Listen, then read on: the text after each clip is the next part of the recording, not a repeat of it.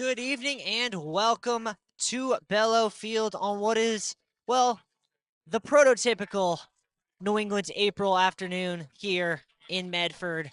Some rain, some sun, and two top-tier lacrosse teams ready to go.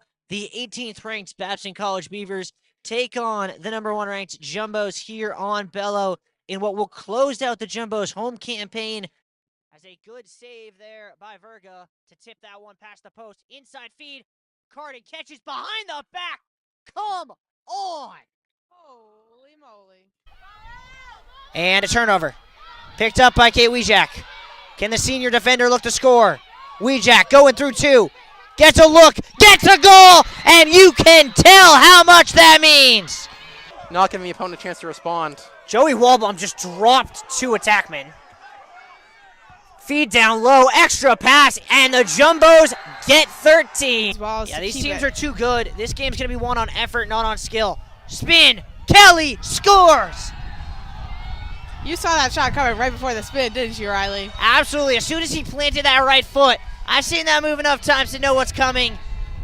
But apparently Bowden has not watched that film enough because they were not ready for the spin, and he made him pay.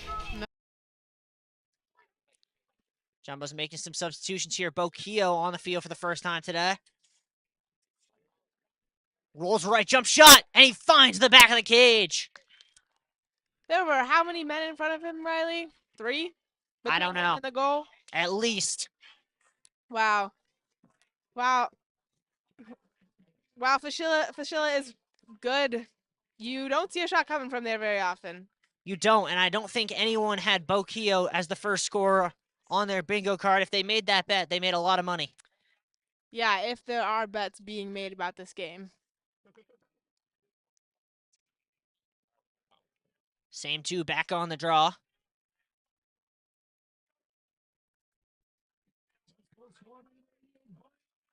Maryland Reading fighting for it. Reading gets the clean draw win, and the Beavers will look to go offensively. They'll get set up. It'll come here to the near side. That's Topher Bauer. The ball somehow ended up on the sideline in a third successive turnover for the Beavers. You can't let this happen. If you want to get up on the Jumbos, you need to start with possession. Sam Frizzoli walks the tightrope. Beaver defense out hard, but Frizzoli able to split the double. Ragneri wants it and gets it here on the near side. Rolls right, draws a double behind the back feed, caught, shot, scored. How about that for Mettinghausen?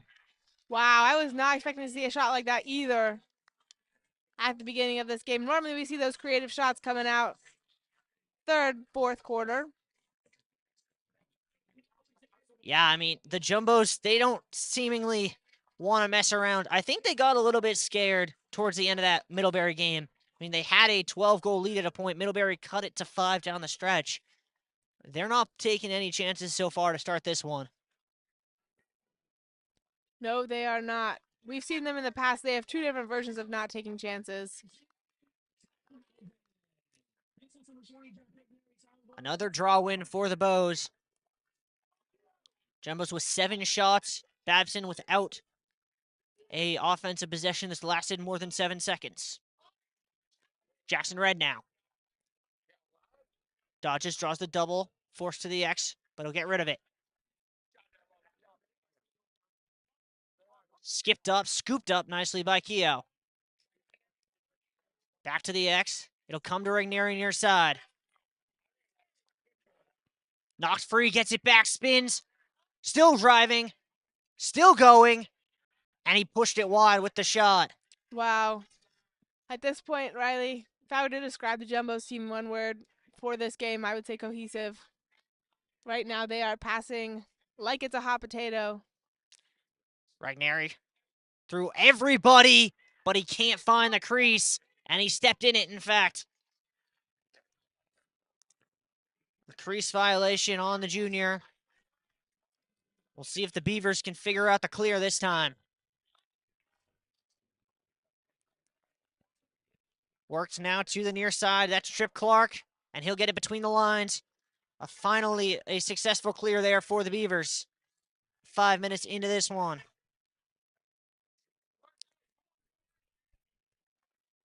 Allen work to the X. Ball dropped out of the stick of Sam Sisk on the turf, and it'll be Garzone out of his cage to collect it. And Catherine, you talked about at the Open how Babson has to take advantage of their opportunities. We're 6 minutes into this game. That's already 4 turnovers. Yeah, and the Jumbos will force them. We'll give them that. But simple pass and catch transitions is where Jumbos capitalize, and if you can get that down, if you are opposing the Jumbos, you need to. Regneri, little stutter step, drops back. That's a new one, but he couldn't find the cage.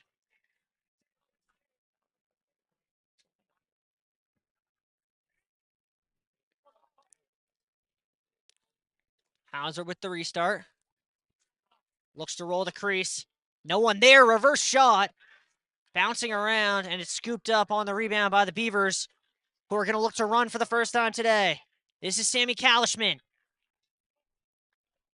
Kalishman, a name Jumbo Cast fans will recognize.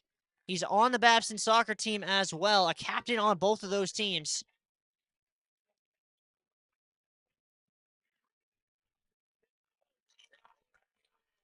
Babson bench screaming there at Bennett Smith to get set on a play. They do not like the way their substitutions are going. Extra pass. Roll dodge and a finish there by Luke Wang, the senior. And Riley, you know where that started? Where did it start, Catherine? In the transition, they kept the ball. Once they have the ball in the Jumbo's defensive half, they're good to go. They know what their skills are. They know they can score. It's that transition that the Jumbos will make you pay. Cannot agree more. And I think for Babson, that's the key to this game. It's get the ball into the settled set, slow the Jumbos down, and trust that, I mean, we saw time and time again in those first 5 minutes, Facila step up. If you get it into a settled set game, you have the individual talent to beat this Jumbos team. And that pretty much sums up the Babson night. Jumbos across the timeline. They're not going to do anything with it. We go final here from Bello. 21-5 for the Jumbos. Their statement win of the regular season puts them back atop the MPI and sends a message to the rest of the D3 world that if you want to get a national championship, your road to do so is going to have to come through Bello.